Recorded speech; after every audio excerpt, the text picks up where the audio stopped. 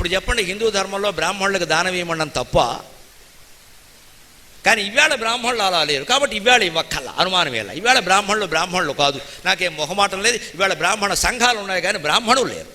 సంఘాలు ఉన్నాయి బాగా, అన్ని సంఘాలు, కమ్మ సంఘం, రెడ్డి సంఘం, దళిత సంఘం, గిళిత సంఘం, 100 సంఘాలు ఉన్నాయి. కానీ ఏ కుల వృత్తి ఎవరూ చేయడం లేదు. ఈ సంఘాలన్నీ శూన్యం, మొత్తం పీకి బారాడే మంచిది. ఏం ఉపయోగం లేదు, కొట్టుకోవడానికి మనకు వస్తాయి. ఎన్నికల్లో లంచాలు తీసుకుని ఓట్లు వేయించడానికి మనకు వస్తాయి.